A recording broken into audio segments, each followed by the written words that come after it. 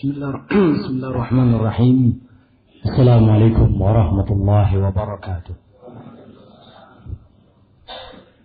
Alhamdulillah nahmaduhu wa nasta'inuhu wa nastaghfiruh wa na'udzu billahi min shururi anfusina wa sayyiati a'malina. May yahdihillahu fala mudilla lahu wa may yudlilhu fala hadiya lahu. Asyhadu an la ilaha illallah wahdahu la syarika lahu وأشهد أن محمدا عبده ورسوله أما بعد فإن أصدق الحديث كتاب الله وخير الهدي هدي محمد صلى الله عليه وسلم وشر الأمور محدثاتها فإن كل محدثة بدعة وكل بدعة ضلالة وكل ضلالة في النار أما بعد. Hadirin kaum muslimin rahimani wa rahimakum jami'an. Sebelumnya saya minta maaf suaranya hilang-hilang. Kita lanjutkan sampai pada nomor berapa? Ada yang tahu?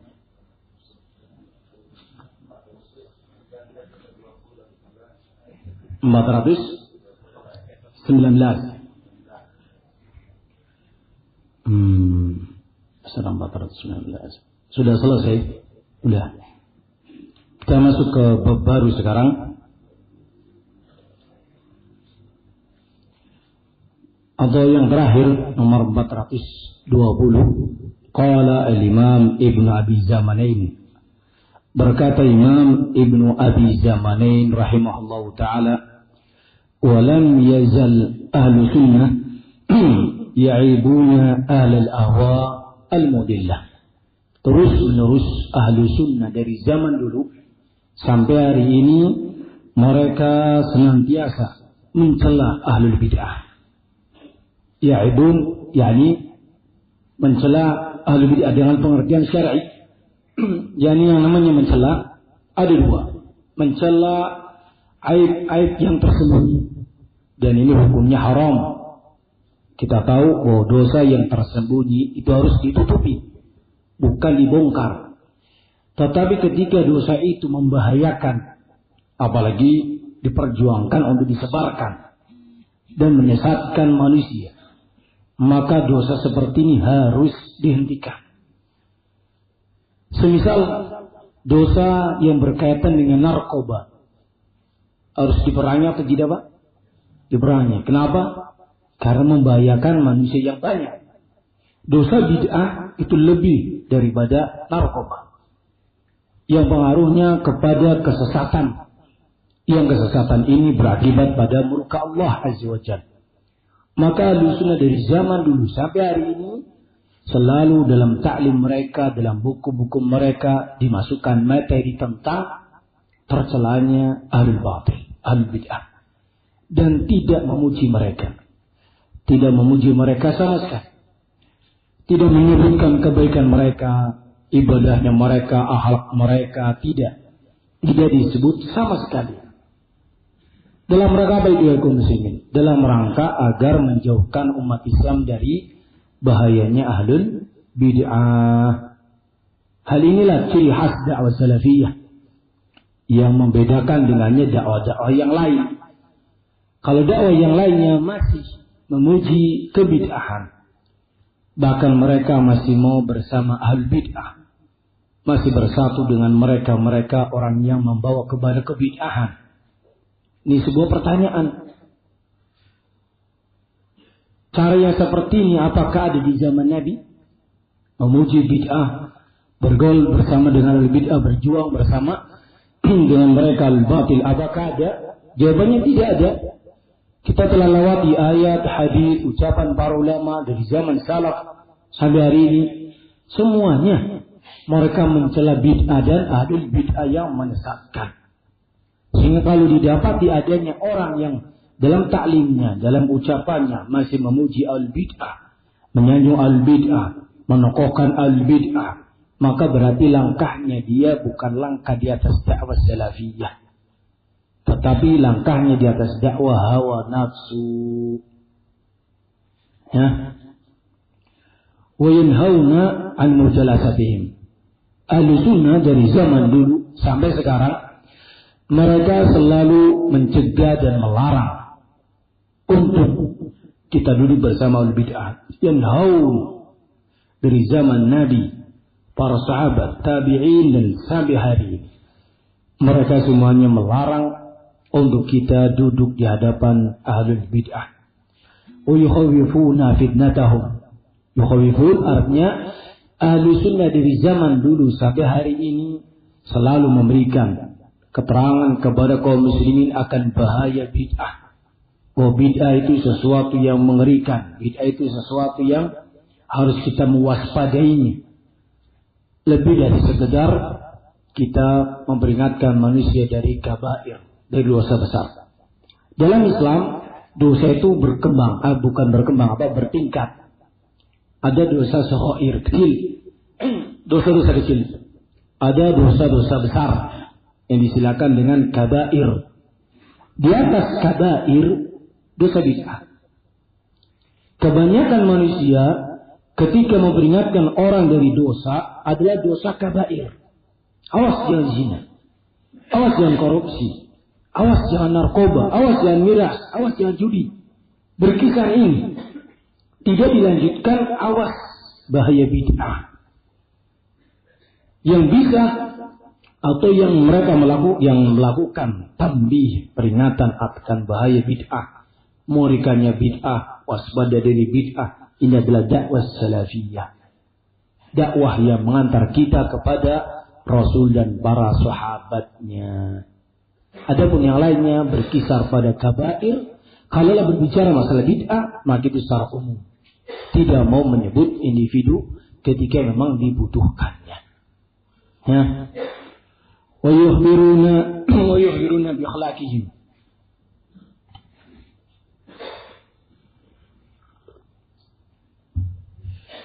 Wa yukhbiruna bi akhlaqihim. Dan mereka ahlu sunnah memberitahukan dari dulu sampai sekarang tentang akhlak dan tingkah laku perbuatan ahlul bid'ah.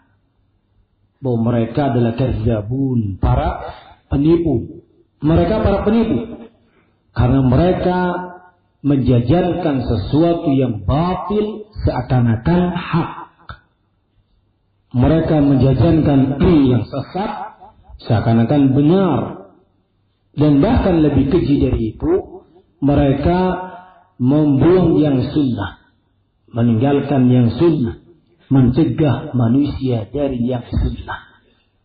Karena untuk bisa menghidupkan bid'ah, itu harus mematikan yang sunnah. Kalau dihidupkan yang sunnah, maka yang akan mati adalah yang apa? Yang bid'ah. Misal momennya, seperti kita kaum muslimin, antum mengharuskan dirinya di atas sunnah. Saya harus di atas sunnah. Pengertian saya harus di atas sunnah adalah apa? Saya harus meninggalkan yang tidak ada sunnah. Kemarin saya masih melakukan ini. Dulu masih melakukan ini, lakukan itu. Itu semuanya tidak ada sunnahnya. Tuntutan dalam agama kita, tinggalkan itu semuanya. Maka kaum muslimin ahli sunnah akan meninggalkan semua bid'ah dan tidak akan ridho dirinya melakukan hal yang bid'ah. Tidak akan senang selama dia memang ahli sunnah beneran. Artinya kalau cuma mengaku, ya kondisinya lain bang. Kalau cuma mengaku saya ini ahli sunnah, mengaku belaka, kondisinya akan nampak, oh dia ini mengaku tok. Nyatanya dia masih bersama dengan ahli bid'ah. Dia tidak konsekuen dengan kalimat saya di atas sunnah. Saya di atas dakwah salafiyah.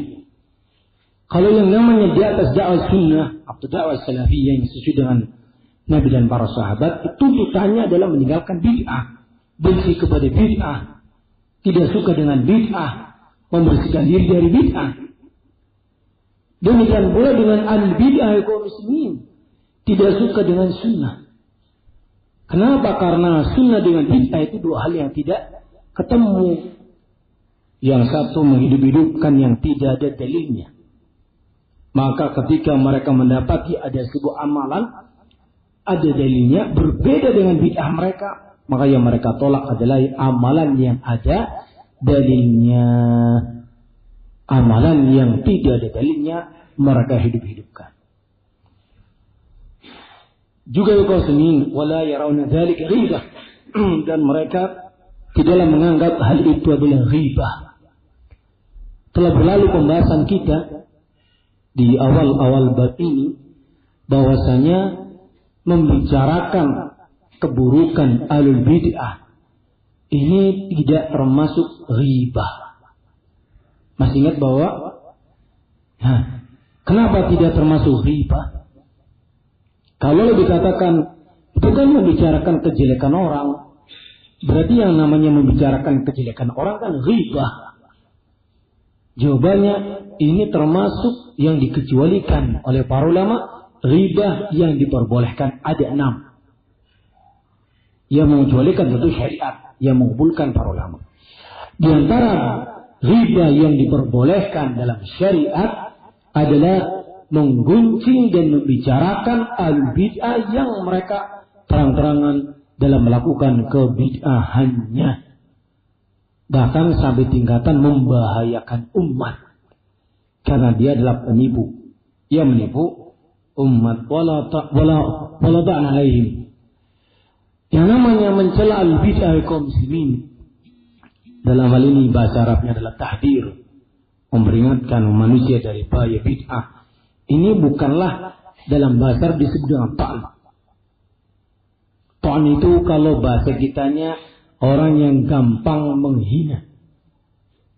Ahli sunnah ketika berbicara masalah kejelekan ahli bid'ah itu bukan dalam rangka mencela atau menghina dengan pengertian yang salah. Ahli sunnah membicarakan bid'ah dan bahaya bid'ah itu dalam teks syar'i. Sebagaimana Nabi SAW berbicara tentang Khawarij, berbicara tentang Qadariyah, walaupun sanadnya ada maqal di situ. Nabi mengatakan dalam riwayat yang ada pembahasannya di situ, Al-Qadariyah majusiyatul ummah. Qadariyah adalah majusinya umat ini. Apakah yang seperti ini tercela? Nabi berbicara tentang Rasulullah SAW berbicara tentang Khawarij. Mereka adalah kilabun nar, anjing-anjing neraka, anjing-anjing neraka. Apakah yang seperti ini tindakan tercela? Apakah Nabi Rasulullah SAW mengajarkan sesuatu yang hina? Tidak, kaum muslimin. Harus dibedakan antara mencela dan menghina dengan pengertian yang haram dan mencela dengan pengertian yang sesuai dengan syar'i. Kalau dalam riwayat Nabi SAW sibabul muslim fusukun, mencela orang yang muslim itu adalah kefasikan. Mencela orang yang muslim itu adalah kefasikan. Wa qitaluhu kufrun, dan membunuhnya adalah tindakan kekafiran. Gak boleh kita mencela. Gak boleh kita menghardik, merendahkan, menjatuhkan nama baik, mengotori nama kehormatannya. Tidak boleh kaum muslimin. Ketika kapan ini diterapkan? Ketika mereka melakukan dosa-dosa yang tersembunyi, yang tidak mau dia untuk disebut-sebut. Melakukan sebuah dosa yang dia tidak mau untuk orang lain mengetahuinya. Nggak boleh kita membongkarnya. Kita harus menutup aib dia. Jangan kau mencelanya. Dia sendiri sudah merasa dosa. Kalau kau mau, maka datangi dan nasihati dia. Bisa dibahas hadirin. Adapun kalau ahlul bid'ah atau maksiat yang terang-terangan, tukang judi terang-terangan, mabuk terang-terangan, atau pencuri yang terkenal sebagai pencuri, keluar masuk penjara, maka untuk membicarakan orang yang seperti ini tidak termasuk dalam pembahasan mencela dengan pengertian negatif. Memang harus dicela orang yang seperti itu. Tidak boleh kita memuliakannya. Kalau ada yang tanya, dia kan masih muslim, apa kita tidak merendahkan kehormatannya? Dia sendiri yang merendahkan kehormatannya. Dia sendiri dengan melakukan kemaksiatan terang-terangan di hadapan masyarakat, maka berarti dia orang yang merendahkan kehormatannya. Apalagi sudah ada korban termakan oleh dia, terhasut olehnya, ikut-ikutan berjudi, ikut-ikutan mengonsumsi narkoba, ikut-ikutan melakukan bid'ah. Ini hal yang kalaulah kita berbicara tentang mereka bukanlah tercela secara syar'i. Karena memang mereka adalah orang-orang yang apa? Yang tercela. Bisa dipahami hadirin. Kita masuk bab baru sekarang. Bab yang ke-28.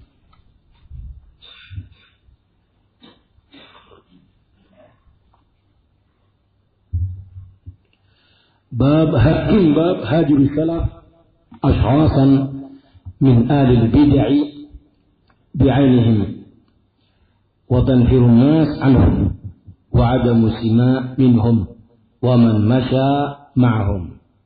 Bab yang ke-28 berisikan tidak jauh beda dengan bab yang sebelumnya. Bedanya adalah ucapan para ulama dalam hal sedikit berbeda saja. Yaitu apa? Hajrus salaf. Berikut ini ada bab yang membicarakan tentang contoh-contoh para salaf membaikot dan meninggalkan orang-orang tertentu. Orang-orang tertentu yang diketahui menyimpang, yang diketahui dia membawa kebatilan, maka dijauhi dan ditinggalkan. Yang namanya membaikot itu hukum asalnya adalah haram. Nabi mengatakan, la yahjurul muslima musliman fawqa thalath.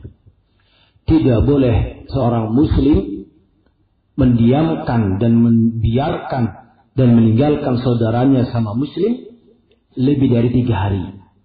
Lebih dari 3 hari. Antum umpamanya seorang bermasalah dengan si A.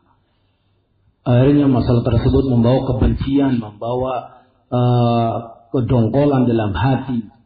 Nabi mengatakan tidak boleh. Itu dilakukan lebih dari 3 hari. Benci karena dia, silakan. Tapi tidak boleh lebih dari 3 hari. Ini dalam urusan apa ya muslimin? Dalam urusan yang bukan dosa terang-terangan. Adapun kalau dosa tersebut terang-terangan, apalagi yang berkaitan dengan bid'ah, yang dosa tersebut berlanjut dilakukan oleh orang tersebut dan membahayakan, maka diperbolehkan kita untuk meninggalkannya sampai dia bertobat, sampai dia kembali kepada sunnah dan meninggalkan bid'ahnya. Kalau tidak, tinggalkan dia. Kita menyelamatkan diri dari kejelekan dia. Walaupun dia adalah tadinya teman kita, duduk bersama kita, kita mengenali dengan baik tentang dia. Tetapi tatkala dia jatuh pada sebuah kebatilan dan membahayakan, dinasihati, ditegur, tidak mau, maka tinggalkan dia. Ini namanya hajr. Bahasa lainnya membekot. Bahasa lainnya meninggalkan dia. Bahkan sampai pada tingkatan la kalam wala salam. Tidak kita ucapkan salam, tidak kita ucapkan apapun kepada dia. Ini tentunya kepada orang-orang tertentu yang memang membahayakan. Walaupun dia muslim, walaupun dia apa? Muslim. Tetapi karena bahaya yang ada pada dia, maka kita meninggalkannya dan tidak mengucapkan salam. Oh, berarti mengkafirkan? Tidak. Hukumnya lain. Kalau orangnya kafir, tidak boleh bagi kita mendahului apa? Salam. Kalau mereka salam kepada kita, kita pun menjawabnya hanya dengan apa? Alaikum. Ya? Mereka mengucapkan salam. Assalamualaikum kepada kita mamanya. Maka kita mengatakan alaikum saja. Atau sebagian lama menyebutkan dengan kalimat summa alaikum. Adapun kalau orang muslim, tata cara mengucapkan salam, orang yang jalan mengucapkan salam kepada orang yang apa? Yang duduk. Orang yang sedikit mengucapkan salam kepada yang banyak. Orang yang menaiki kendaraan mengucapkan salam kepada yang duduk. Begitu seterusnya. Aturan salam ada. Tetapi ketika orang tersebut membahayakan Islam, membahayakan dinul Islam, dan dia membawa bid'ah dolalah, maka kita tidak mengucapkan salam. Tetapi itu ada pembahasan yang lebih rinci. Kepada siapa itu dilakukan, ada pembahasan yang rinci. Di antaranya pada bab yang akan kita baca. Sehingga kaum muslimin, barang siapa yang menilai sunnah Nabi Dengan perasaan dia akan geleng-geleng kepala. Masa sampai setingkat itu? Geleng kepala. Dia tidak merasa apa? Tidak merasa mantap dengan sunnah Nabi. Masa seperti itu?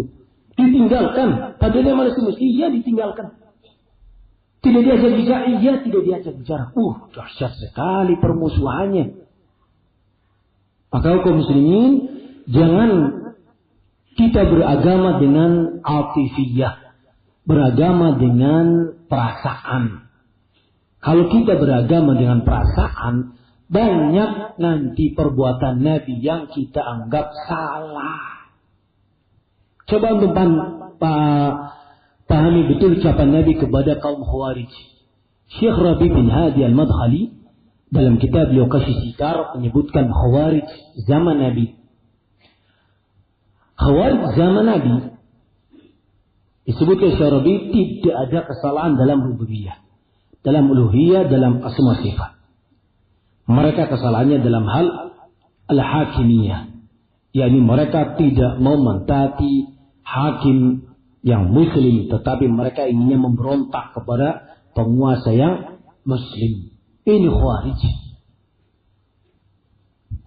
Kesalahan mereka bukan dalam bidang ibadah. Ibadah mereka disebut sholat, puasa, baca Quran, sedekah, ini itu. Bagus. Tidak ada bid'ah pada mereka kecuali bid'ah hakimiyah, menentang penguasa yang sah. Nabi sudah mengatakan mereka kilabun nar, anjingnya neraka. Bagaimana kalau Nabi menjumpai mereka bid'ahnya menolak asma sifat? Seperti Jahmiyah, Qaramitah, Syiah, menolak nama Allah Azza wa Jalla, tidak beriman kepada nama Allah, bahkan meniadakan nama Allah Subhanahu wa Ta'ala. Apa yang akan terjadi jika Nabi bertemu dengan mereka ini? Apa yang terjadi jika Nabi bertemu dengan mereka yang menyembah kuburan? Di mana Nabi sudah mengatakan, la taj'alu qabri 'idan yu'bad. Jangan kalian jadikan kuburanku sebagai tempat ibadah yang kalian ibadahi. La taj'alu qubur masajida. Jangan kalian jadikan kuburan-kuburan sebagai tempat ibadah. Larangan keras. Lawan Allah Yahudi dan Nasara takhudhu kuburan masjid. Allah melaknati Yahudi, melaknati Nasara dikarenakan mereka menjadikan kuburan Nabi mereka sebagai tempat ibadah. Apa jadinya kalau Nabi ketemu mereka yang punya bid'ah kubur? Beribadah di kuburan, baca Quran di kuburan, kemudian berdoa di kuburan, bertawasul dengan kuburan. Apa yang akan terjadi? Nabi akan ngomong apa? Lalu yang Khawarij zaman dulu, kaum muslimin. Khawarij zaman dulu. Adapun Khawarij zaman sekarang ini, Khawarij akhir-akhir, apalagi setelah munculnya Syekh Qutb, Hasan Banna, Khawarijnya mereka ini sudah kecampuran dengan Sufi. Khawarijnya mereka ini sudah kecampuran dengan keyakinan wahdatul wujud, menyatunya Allah dengan manusia. Keyakinan mereka ini sudah mengkafirkan kaum muslimin semuanya. Ini keyakinan mereka kaum muslimin. Kalau Nabi ketemu sama mereka Khawarij zaman sekarang, apa jadinya? Apa yang akan beliau katakan? Akan melebihi kalimat kilabun nar. Sehingga kalau kita mengukur ucapan Nabi dengan perasaan, kalian akan mengatakan Nabi kotor, jorok, Nabi omongannya jelek, akan kamu hukum seperti itu. Tetapi kaum muslimin, Allah menyatakan uswatun hasanah itu siapa? Rasul Muhammad sallallahu alaihi wasallam. Laqad kana lakum fi Rasulillahi uswatun hasanah. Sungguh pada diri kalian, sungguh pada diri Rasul buat kalian terdapat contoh yang terbaik. Nabi dalam mentahdir Khawarij begitu dahsyat. Di antara ucapannya adalah syarrul khalqul khaliqah. Mereka ini sejelek-jelek manusia dan sejelek-jelek akhlak. Padahal mereka masih sholat, masih baca Quran, masih puasa, masih beribadah. Mungkin kalau kita ketemu masih dianggap bagus. Dulu di antara Khawarij kaum muslimin, yang lupa namanya, mungkin ada yang ingat, ketika dia hendak dihukum dengan hukuman mati karena dia telah membunuh, dia tidak mau untuk dilukai mulutnya. Kalau mau dipotong tangannya silahkan, dipotong kakinya silahkan, tapi dia minta tetap untuk lisannya jangan diapa-apakan. Kenapa? Karena dia ingin mati dalam keadaan bertasbih kepada Allah. Bagus tidak, Pak? Bagus tidak? Bagus. Antum akan terkesima melihat Khawarij zaman dulu. Tetapi mereka dibunuh oleh khalifah, diberangus oleh khalifah. Kenapa? Karena mereka adalah kilabun nar. Atas dasar Nabi SAW yang memerintahkannya. Lain adraktumum faqtuluhum. Kalau kalian menjumpai mereka, bunuhlah mereka. Fa inna liqatlihim ajran. Barang siapa yang membunuh Khawarij, maka bagi dia pahala dari Allah Azza wa Jalla. Ini terjadi ketika Khawarij angkat senjata. Khawarij sudah mulai menampakkan gigi taringnya, membawa senjata dan membunuh kaum muslimin. Membunuh satu muslim itu sudah sebagai dalil bolehnya dilakukan amaliyah diberangusnya mereka. Sebagaimana kisahnya Khawarij ketika diperangi oleh Ali bin Abi Thalib. Semua sahabat bergabung dengan Ali bin Abi Thalib. Tidak ada satu pun yang bergabung dengan Khawarij. Pertempuran terbesar Ali bin Abi Thalib di waktu itu sebagai khalifah melawan Khawarij di tempat yang namanya Nahrawan. Kejadian Nahrawan. Berapa ribu mereka mati? Sekian ribu mereka mati. Kenapa itu terjadi? Karena mereka membunuh sahabat Nabi Khabbab bin Arad. Sahabat Nabi dibunuh oleh Khawarij. Maka ini sudah membolehkan untuk khalifah atau pemerintah yang sah membasmi mereka sampai ke akar-akarnya. Sampai ke akar-akarnya. Dan negeri ini kaum muslimin sudah mendapatkan dalil yang sahih. Karena mereka Khawarij sudah berani membunuh polisi, membunuh orang yang sedang salat Jumat, membunuh. Mereka sudah praktek fisik. Maka dengan dalil ini laksanakan hadis Nabi. In adraktumum faqtuluhum qabla 'adi. Kalau kalian menjumpai mereka, sikat mereka, bunuh mereka sebagaimana Allah membunuh kaum 'Ad. Ini ucapan Nabi kepada bid'ah Khawarij. Jangan pakai perasaan. Agama itu tidak dengan perasaan. Termasuk dalam hal ini memboikot orang, menjauhi orang, bahkan sampai tingkatan tidak mengucapkan salam kepada mereka. Jangan Anda itu katakan jelek. Itu termasuk ajaran Nabi. Cuma tentunya dengan tahapan-tahapan yang ada. Bisa dibahami hadirin. Jangan kemudian itu mengatakan memboikot al-bid'ah. Itu berarti akan memecah belah umat. Jawabannya, keberadaan al-bid'ah di tengah-tengah umat Islam itulah yang memecah belah umat. Ahlu sunnah memberikan pendidikan agar menjauhi al-bid'ah ini dalam rangka agar mereka berkurang jumlahnya dan kemudian menghilang. Jadilah kaum muslimin di atas sunnah semuanya. Sehingga bab ini janganlah kita menggunakan perasaan. Kita masuk pada nomor yang pertama, 421 dalam bab ini.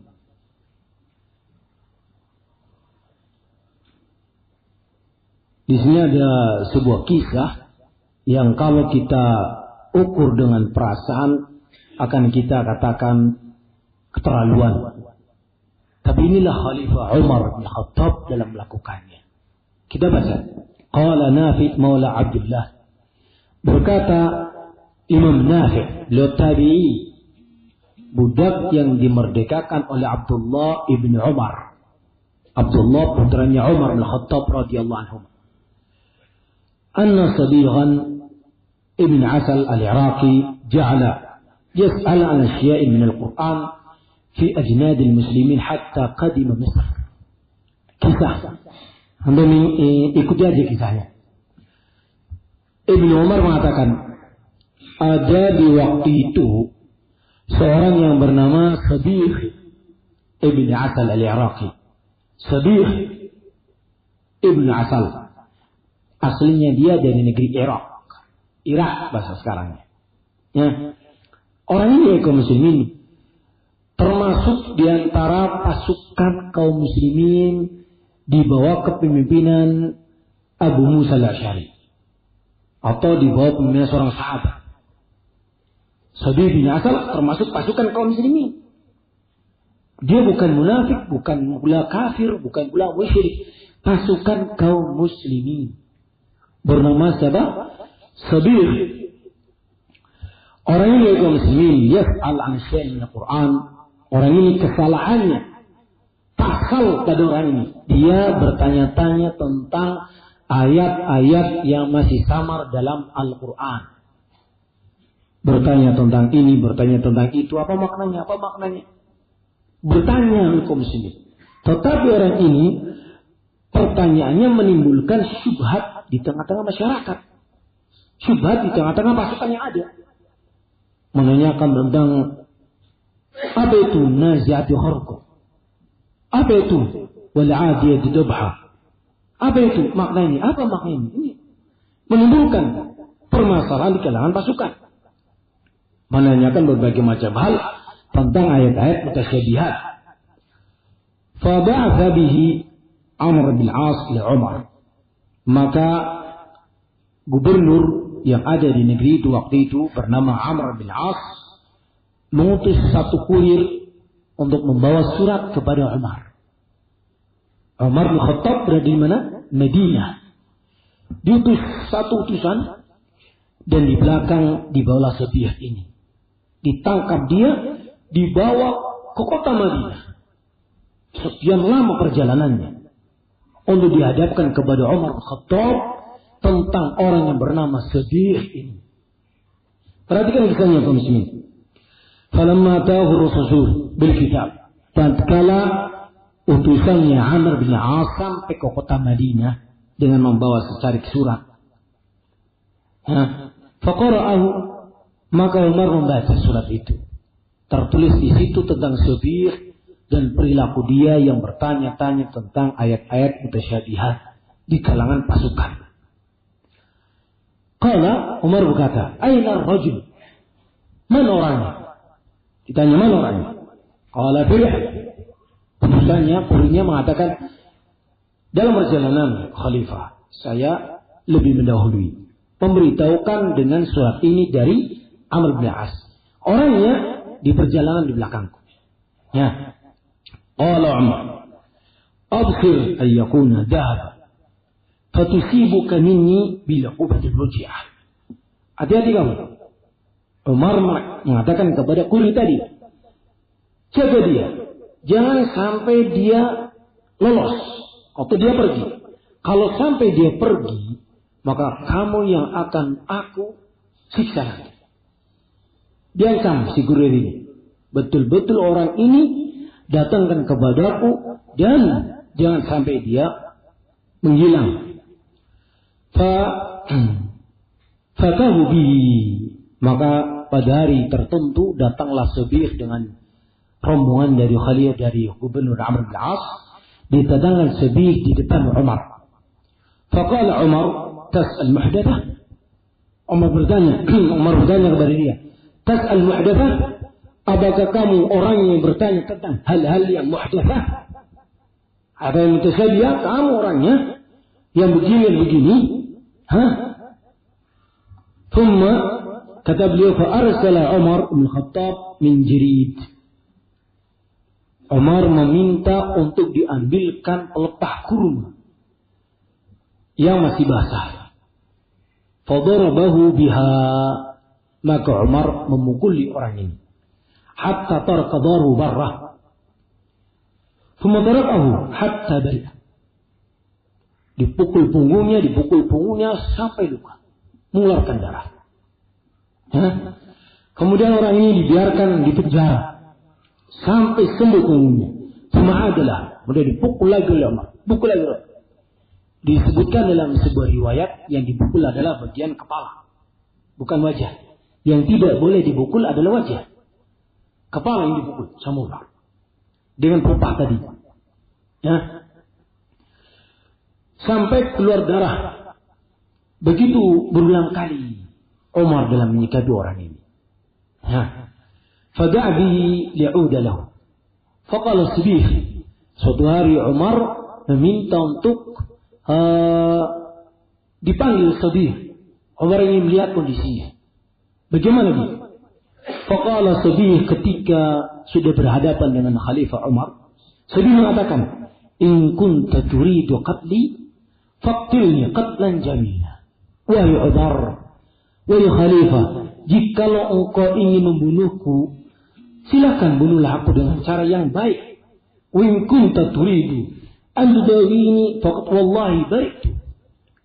Namun jikalau wahai Umar memukul punggungku sampai luka beberapa kali dan memukul kepalaku sampai luka beberapa kali, kalau dalam rangka itu mengobati penyakitku, sungguh aku telah sembuh. Aku telah hilang pikiran-pikiranku dalam menanyakan ayat-ayat yang mutasyabihat. Aku telah sembuh, wahai Umar. Artinya minta untuk dibebaskan. Karena saya sudah tidak lagi kembali ke yang kemarin. Saya sudah tahu kesalahan saya apa, dan saya akan tinggalkan kesalahanku. Ini Sabih mengatakan kalimat. Kemudian fa'adinilahu ila ardihi. Dengan kalimat ini Umar kemudian mengirim Sabih pulang ke kampung halamannya di negeri Irak. Di negeri Irak, kirim ke sana, pulang. Jangan mengikuti pasukan yang ada. Hanya bikin penyakit. Pulang sana. Wa kataba ila Abi Musa al-Asy'ari. Di Irak, di waktu itu gubernurnya adalah sahabat Nabi Abu Musa al-Asy'ari. Ditulis surat keterangan tentang Sabih kepada gubernur Abu Musa al-Asy'ari. Fa alla yujalisahu ahadun minal muslimin. Tertulis dalam surat itu dari Umar kepada gubernur Abu Musa al-Asy'ari, isinya jangan ada seorang muslim pun yang duduk bersama Sabih. Sehingga ketika Sabih datang, kaum muslimin bubar. Kaum muslimin sudah di pasar, Sabih datang bubar. Begitu. Terus di mana ada Sabih tidak ada seorang pun. Tidak ada yang salam, tidak ada yang berbicara dengan dia, dibekot, didiamkan sekian lama. Dan itu atas perintahnya Umar bin Khattab radhiyallahu anhu. Kalau kita anggap perbuatan ini bagaimana, Pak? Perasaan jenengan bagaimana dalam menyikapi perintah Umar ini? Wah, kebangetan Umar. Nah, padunya khalifah apa ya? Pakai perasaan antum dalam menilai ini. Ini khalifah Nabi yang kita diperintahkan mengikuti jejak langkahnya. Alaikum bisunnati wa sunnatul khulafar rasyidin. Wajib bagi mengikuti sunnahku dan sunnahnya para khulafar rasyidin. Beliau termasuk khulafar rasyidin. Maka di waktu itu kaum muslimin tidak ada yang duduk dengannya, tidak ada yang berbicara dengannya. Fastadda dzalika 'ala rajul. Hal itu terasa berat bagi Sabih. Berhari-hari lamanya tidak ada kejelasan gimana nasibku. Dibiarkan. Fakataba Abu Musa ila Umar. Maka Abu Musa al-Asy'ari, sahabat Nabi, menulis surat kepada Umar bin Khattab. Memberitahukan kondisinya Sabih sekarang ini bagaimana. Sekian lama diboikot, maka Abu Musa menulis surat kepada Umar, anu qad hasana taubatuhu, yang berisikan bahwa Sabih telah baik sekarang ini orangnya, telah taubat dengan taubat dan nasuha, sudah tidak terlihat lagi dosa-dosa kemarin. Dosa apa yang dilakukan oleh ini? Dosa yang berkaitan dengan mempertanyakan ayat-ayat yang mesti mutasyabihat, yang berpotensi menimbulkan bid'ah. Barakallahu fikum. Berpotensi menimbulkan bid'ah. Belum dia sedikit bid'ahnya, bertanya-tanya tentang ayat mutasyabihat, Umar sudah begitu tegas. dalam mengantisipasi kemungkinan terjadinya bid'ah. Dengan sebab orang ini bertanya-tanya tentang ayat mutasyabihat untuk kemudian ditafsirkan semaunya. Ditangkap, dihukum, kemudian diboikot. Fakata beliau Umar ayyu'dhanni nas bimujalasatihi. Maka Umar kemudian setelah dilaporan dari gubernur Abu Musa al-Asy'ari, beliau kemudian menulis surat kepada Abu Musa al-Asy'ari sebagai balasan. Sekarang silahkan manusia duduk bersama Sabir, tidak mengapa. Barulah boikot itu dicabut. Kaum muslimin rahimani wa rahim jami'an. Seandainya negeri ini melakukan seperti yang dikatakan oleh Umar, maka ahlul bid'ah akan mati kutu. Sudah mati jadi kutu lagi, Pak. Gak ada peluang bagi mereka melakukan apapun. Tetapi kasihan, penjaranya penuh banget. Karena banyak sekali jumlah mereka. Yang menjadi syahid di sini adalah, yang menjadi saksi pembahasan kita adalah bahwa memboikot orang yang sesat itu ada sunnahnya dalam agama kita. Apa faedahnya? Ini sudah mau adzan. Apa faedahnya kaum muslimin? Kita diperintahkan menjauhi al-bid'ah sampai tidak bicara dengannya. Barakallahu fikum, di sini antum perlu pahami al-bid'ah itu ada dua. Yang disebut dengan ahlul bid'ah dan disebut dengan sahibul bid'ah. Kalau ahlul bid'ah itu muslimin adalah mereka-mereka yang pentolannya, pimpinannya, yang mendakwahkan kesesatan, yang menyebarkan kebatilan. Ru'asa'uhum, pimpinan-pimpinan mereka, tokoh-tokoh besar mereka. Adapun sahibul bid'ah, orang-orang awam yang mereka melakukan bid'ah tetapi tidak begitu parah. Mereka masih bisa diajak bicara, masih bisa diberikan pengertian, masih bisa diharapkan kebaikannya. Awam nas. Makanya mereka-mereka seperti ini, kalau kita memang bisa mengarahkan, arahkan. Kalau kita bisa mendakwai, dakwai. Kita tidak meninggalkan mereka. Mereka awam nas, ikut-ikutan. Tapi adapun kepada pimpinan mereka, al-batilnya, dai-dainya, maka Anda harus berhati-hati dari dia. Apa hikmahnya? Hikmah pertama, selamatnya kita dari kesesatan. Itu faedah yang pertama. Dan itu faedah besar bagi kita pribadi masing-masing. Faedah yang kedua adalah faedah kaum muslimin akan tahu bahwa si fulan ini batil. Ketika Anda mulai berbicara dan menerangkan kebatilan-kebatilan, kaum muslimin akan paham si fulan ini batil.